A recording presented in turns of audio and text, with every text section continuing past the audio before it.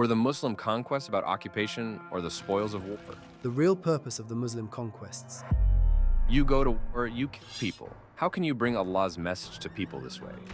The Ottomans have often been portrayed as a monarchy, but that's actually very inaccurate. But in reality, the Ottoman constitution was the Quran. Whenever a sultan issued a decree, it had to align with the Quran. Can you tell me what happened between Timur and Yildirim Bayezid? Many critical discussions with him on various matters. However, not long after, Timur had Yildirim put in a cage. There was a reason for this, and I'll get to that. They initiate a battle, and after gaining control of the area, they establish this principle. Here, everyone is free to practice their religion. This is the essence of conquest in Islam. It means free Islam in those lands, opening up the region to Islam and ensuring justice. Welcome to Eternal Passenger Brother Bilal. There are so many things in history that people get wrong. We've prepared some questions for you about these topics. If you're ready, let's start by getting to know you. So, did the Turks accept Islam by force? Let's talk about Qutayba ibn Muslim. He was a governor and commander during the late Umayyad period. He was one of the commanders of Al-Hajjaj, also known as Tyrant Al-Hajjaj. Why did they call him a tyrant? Because he was a cruel man. For instance, he attacked Mecca with catapults to overthrow Abdullah bin Zubayr's government. Imagine the level of oppression he used catapults against Mecca itself. So what kind of commander would serve a man like that? Qutayba ibn Muslim. Qutayba led campaigns in regions like Tulkan and Juzjan. When the Turks revolted in these areas, he crushed the revolts brutally. Al-Tabari even wrote that Qutayba lined up bodies across an entire area stretching for kilometers. Some people today say that the Turks were forced to become Muslim because of Qutayba's actions. But if we look at history, that doesn't add up. Qutayba lived in the late 600s. When did the Turks actually start becoming Muslim? We know it began after the year 751, right? You know, the Battle of Talas, it's pretty well known. It was a battle where the Arabs and Turks joined forces to fight the Chinese. After that, relations between Turks and Arabs warmed up, and the Turks slowly began converting to Islam. If the Turks had converted to Islam out of fear during Qutayba ibn Muslim's time, they would have started becoming Muslim in the late 600s. But back then, very few people had converted. When the Turks embraced Islam, it happened in large numbers spreading across communities. It even continued into the 900s. You know Satuk Bughra Khan, right? He was the first Muslim ruler among the Turks, specifically the ruler of the Karakhanids. But even before Satuk Bughra Khan converted, many of his subjects had already embraced Islam. It's said that over 200,000 people had become Muslim by that time, and when the majority of the people had converted, the ruler himself followed. The 900s were the proclamation of this. You know, even Seljuk Bey, considered the spiritual founder of the great Seljuk Empire, wasn't Muslim until the early 1000s. If the Turks were forced to convert, then everyone in those regions would have already become Muslim. These were areas under the control of the Umayyads and Abbasids. But no, even though those regions were ruled by the Abbasids and Umayyads, they didn't force people to change their religion. There's no compulsion in religion, that's the principle here. You can't force someone to become Muslim. Even Qutayba ibn Muslim didn't force anyone. In fact, there's a famous account that mentions how he tried to encourage the Turks to come to the mosque. For example, he would give money to every Turk who attended Friday prayers, hoping they'd join, observe, and eventually adopt Islamic practices by imitating the Muslims. Now, was he a tyrant? Yes, he was. Even the Arabs called him a tyrant. His cruelty wasn't limited to the Turks, he was harsh to Arabs too, like his superior Al-Hajjaj, the tyrant. And as you know, Qutayba ibn Muslim was eventually killed. Interestingly, historical records say that during the time Qutayba campaigned against the Turks, instead of converting, the Turks actually grew even further from Islam. They opposed Islam at first, but after the Abbasids, the Turks slowly began warming up to Islam. Traders played a big role in this, and so did Sufi scholars. In fact, there was significant dawah in that region, and it had a real impact. I mean, the Turks aren't the kind of people who would change their religion by force or under pressure. Were the Muslim conquests about occupation or the spoils of war? The real purpose of the Muslim conquests, their true mission was to spread Allah's word and Islam across the world. That was the foundation. You might have heard of Osman Ghazi's will to his son, Orhan Ghazi. He said, "My son, our mission is not about conquering for the sake of power. Our mission is to spread Islam, the dawah." When Osman Ghazi said this, he was actually referring to a hadith of the Prophet Muhammad, peace be upon him. He was saying, "We are following the path shown by the Prophet. So this is our mission. This is what a true Islamic state is supposed to do." The Ottomans were genuinely focused on spreading Islam, and we can see this in what they did after their conquests. For example, Sultan Mehmed the Conqueror took Bosnia. After that, nearly the entire Bosnian population embraced Islam. In every region they conquered, the Ottomans settled Turks there. This practice actually started as early as Ertugrul Ghazi's time. When people asked Ertugrul Ghazi, "Where should we set up our tents? Where should our tribe settle?" he replied, "There are people on this side and people on that side. Which direction should we go?"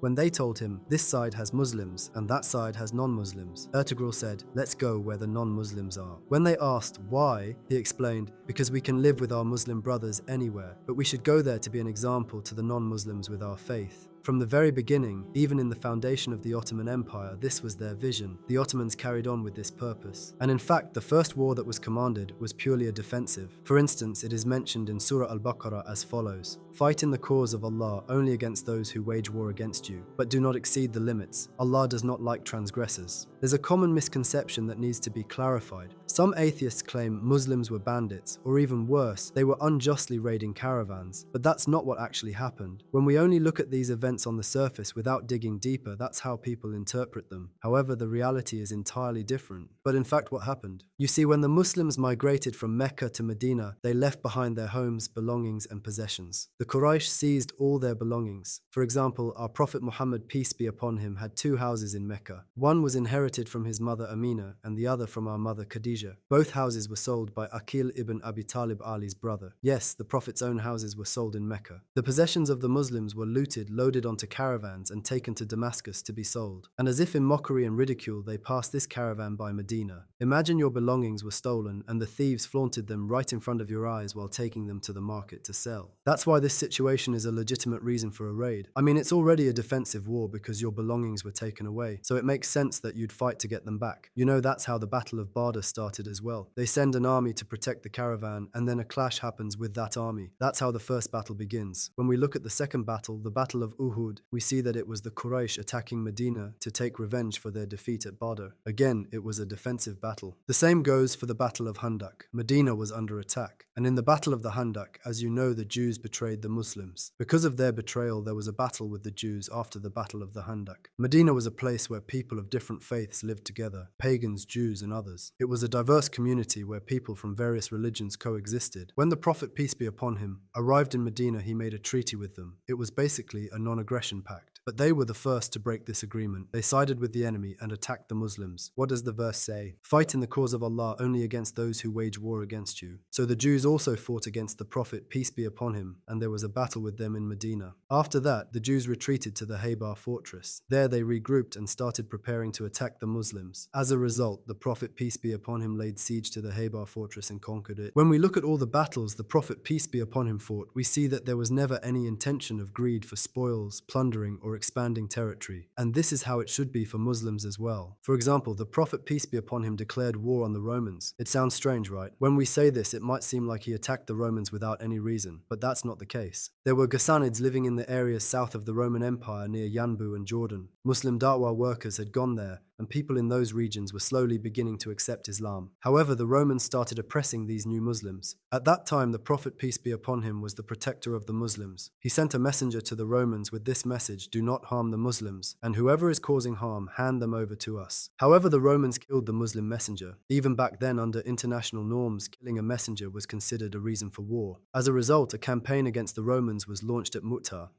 As the Eternal Passenger Women Volunteer Team, with your help, we have already inspired many people to embrace Islam, wear hijab, and start praying. Now we want to create an Islamic youth center for women to change even more lives, inshallah. You can support this effort by clicking the Super Thanks button or donating to our Patreon, because we believe that changing one woman's life can shape the future of an entire generation.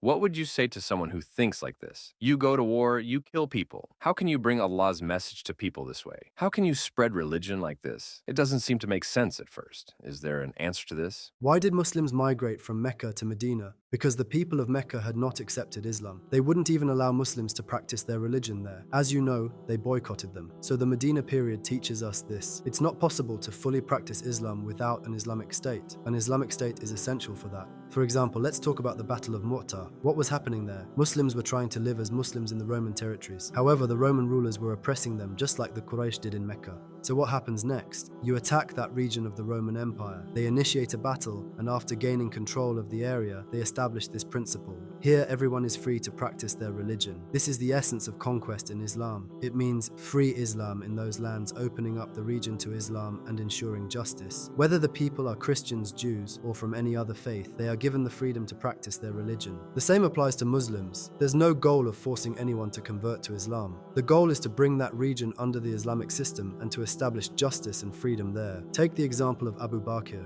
His caliphate lasted only 2 years. As soon as he became caliph, he ended the Ridda Wars and worked to restore Islamic unity. After the Ridda Wars, he declared war on the Sassanid Empire and the Roman Empire, engaging in battles on both fronts. When you hear it like this, it might sound like they started wars out of nowhere, but that's not the case. There are reasons behind all of it. We need to dig deeper and understand those reasons. Otherwise, it leads to misunderstandings and false assumptions like Islam came and destroyed everything, taking over by force. But that's absolutely not true. We need to look at the reasons. For example, why did they declare war on the Sassanids? The Sassanid Empire was massive, one of the greatest empires of its time. The Romans were the same, among the most powerful states in the world, like the United States or China today. There were Arabs from southern Arabia who had migrated to the Sassanid Empire. At one point, a famine struck Arabia, and these Arabs couldn't survive there, so they sought refuge with the Persian emperor. They said, "Give us some land," and the Persians gave them the western banks of the Euphrates, saying, "You can live here." They settled there and lived for a long time. But when the Persian king passed away, new rulers came to power, and eventually cruel leaders took control of the Sassanid Empire. Among these Arabs, there were also Muslims. Attacks started being launched against them, and they defended themselves against the Persian Empire using their own resources and tribal forces, much like the struggle in Palestine today. They sent word to Abu Bakr, may Allah be pleased with him, saying, "The Persians are killing us here. Please help us." Now, what would you do if your Muslim brothers and sisters were being killed? If you're a state, especially a caliph, you'd immediately send your armies. This is the reason the war started. Abu Bakr sent Khalid ibn Walid to confront the Persians. Khalid completely crushed them, capturing the governor of the Euphrates. He didn't lose a single battle. When we look at it this way, we can clearly understand the reasons behind these wars. The same goes for the Roman campaigns. At that time, during the aftermath of the Battle of Tabuk, the Romans started to fear the Muslims. They thought, these people might do something to our lands in Syria. So they began gathering soldiers in Syria. News of this reached the Muslims. The Romans are gathering troops. They'll attack soon. The Ghassanids will attack soon. They're planning to attack Medina. These rumors were spreading everywhere. In response, Abu Bakr said, "We must secure our borders before they attack us." So he sends a group of soldiers to the Roman territories to secure the borders first. But when they see that the Romans have actually gathered armies, the situation escalates. The first clashes happen in Tabuk. From there, the Muslims push forward, chasing them all the way into Syria.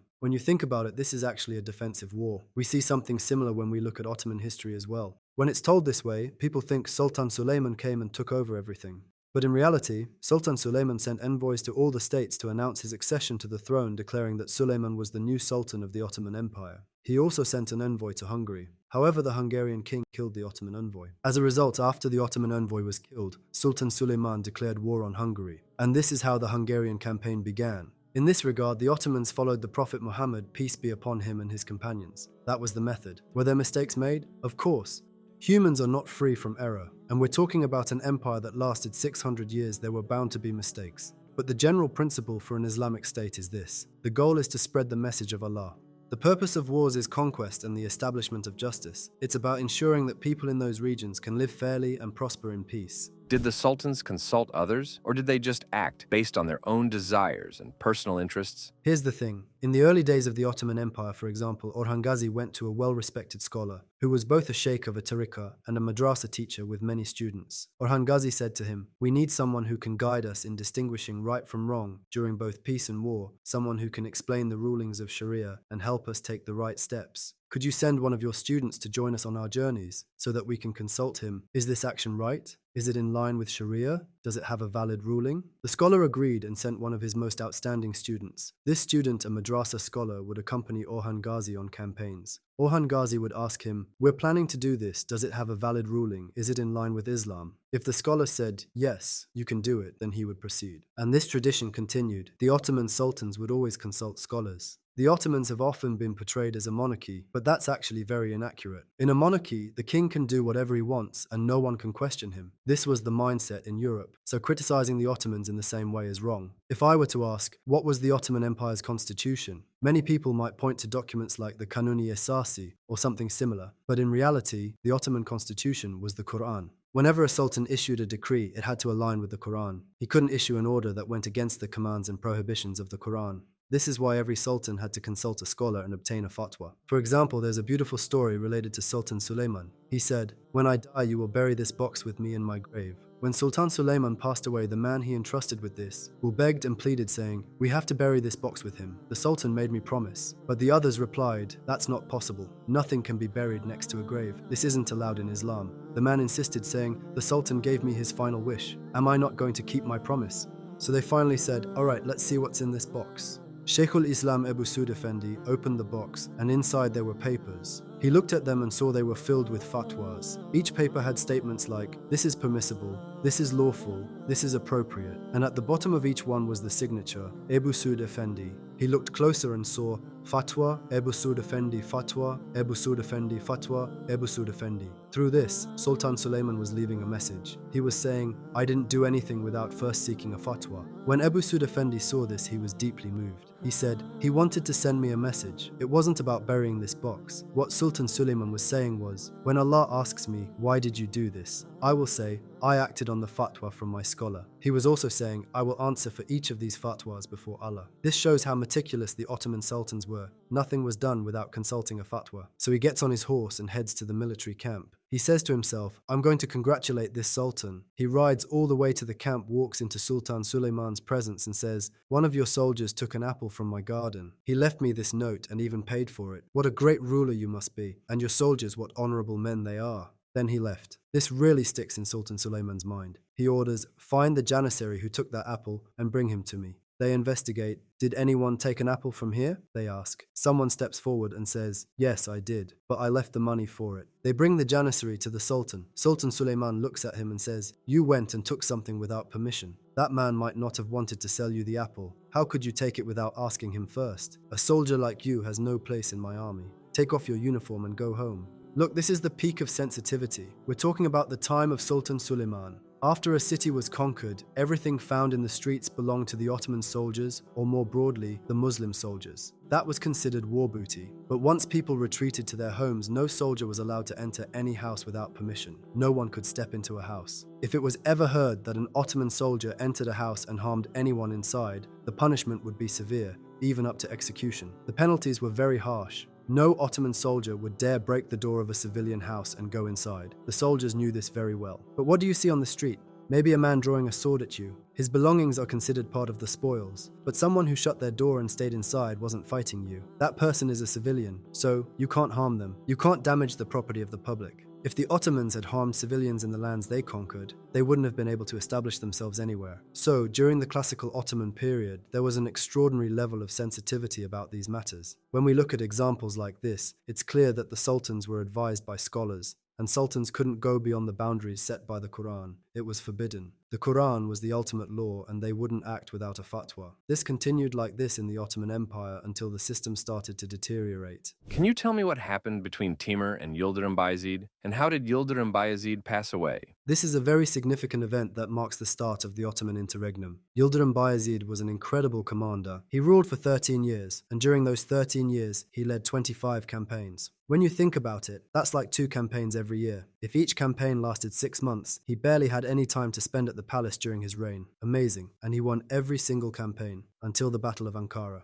As you know, during that battle, Yildirim Bayezid was captured by Timur and brought to his tent. When Yildirim was brought in, Timur was playing chess with his son. The moment Timur saw him, he started laughing. When Timur laughed, Yildirim said to him, he says, "It doesn't suit a man who claims to be a world conqueror to laugh at what Allah has created." Yildirim had one eye that was slightly crossed. Timur replied, "I'm not laughing to mock you or make fun of you. I'm laughing because Allah has left this world to someone like me, who has a limp, and someone like you, who has a crossed eye. That's why I'm laughing." From that moment on, Timur spoke to Yildirim in a very consoling way. He showed him genuine respect and had many critical discussions with him on various matters. However, not long after, Timur had Yildirim put in a cage. There was a reason for this, and I'll get to that. Later, Timur's soldiers entered the city of Bursa. At that time, the Sultan's wife, his consorts, and most of his treasures were in Bursa. The city was plundered. They captured Yildirim Bayezid's wife and daughters. At that time, Yildirim Bayezid was a prisoner. Meanwhile, Timur was looting all over Anatolia. Remember at the beginning when you asked, did Muslims fight for spoils or conquest? And as I told you, there were those who did it for spoils and those who didn't. Well, Timur is one of those who fought for spoils. He unjustly plundered many cities, burned them down, and caused so much harm, destroying livestock, crops, and even the lives of the people living there. Now let's compare Yildirim Bayezid and Timur. Yildirim Bayezid has a famous siege of Konya. During that siege, he went up against the Karamanids, and this happened right in the middle of the harvest season. The people were worried. They were supposed to harvest their crops, sell them, and store them for the year, but the siege came at that time. The townspeople locked themselves inside the city, and Yildirim Bayezid issued an order to his army. He said, "If anyone lays a hand on the people's fields, I'll have their hand cut off." It was that straightforward. People were in sorrow, and the siege dragged on for a long time. Honestly, the Ottoman soldiers wouldn't have done it anyway, but this order made it absolutely clear. The people inside the city, however, thought, "Our crops must have been destroyed. Everything we worked for this year is gone." As the siege dragged on, the people were stressed. Meanwhile, the Ottoman soldiers began to grow hungry. Supplies were running out, and new provisions weren't arriving on time. Some soldiers said, "Your Highness, there are fields right in front of us. There's food there. If we just take it, we can be nourished. Besides, they're our enemies. We've besieged their city, so technically, this is part of our spoils." They tried to convince the Sultan, but the Sultan refused. He said, "Then let them sell their crops to you.